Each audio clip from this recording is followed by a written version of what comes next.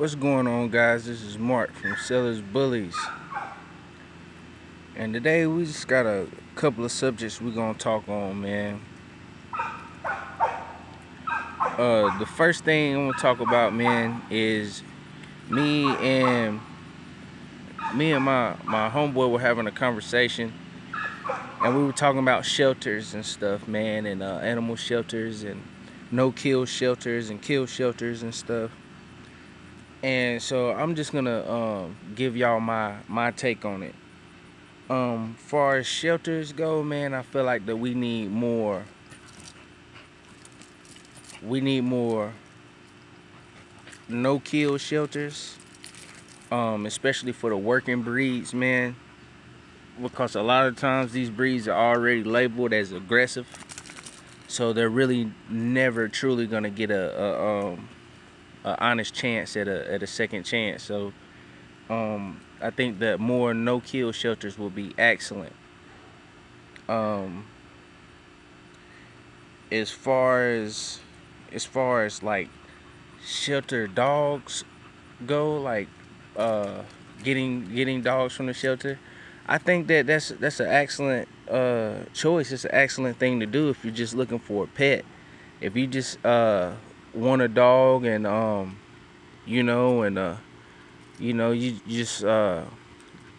just need a pet for a companion and everything, then by all means go to the shelter and get you a dog, man. I advise you to do that. You're gonna give a dog a great second chance. But if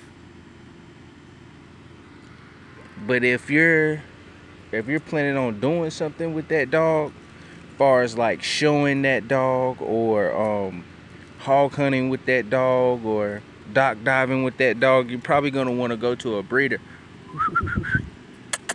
Jelly. Oh, she haven't found a spot. But if you're if you plan on working that dog or giving that dog a task, yeah, a shelter dog can do it. But you're gonna want to go and to a breeder. You're gonna want to spend decent money. That way, you're pretty confident that the dog that you purchase is gonna have all the qualities that you were looking for. So that's my take on going to get a dog from the shelter and going to a breeder. Shelter dogs are great for pets, and if you want a shelter dog, by all means go adopt one. But if you need a working dog or a dog for to do a certain task, I advise you to go to a breeder. That way you know the dog that you're purchasing has all the qualities that you were looking for. And then my next thing that I want to talk about, man, is the people that are getting into this breed now. Like the people that are getting into this breed now, man. My advice to you is to really do your research. Do your research on the breed history. You know how it started. Know what dogs and what breed of dogs help start the breed. That way, when you see certain temperaments and certain tendencies in your dog, you can kind of understand where it's coming from. And then uh, some more advice would be to study the dog, man, before you. Things that I like to do, man, is that I go and I research all the old school dog men, like John Colby, and I research John Colby and Lester Hughes and Floyd Boudreaux, Don Mayfield, all the old pit bull terrier people, breeders.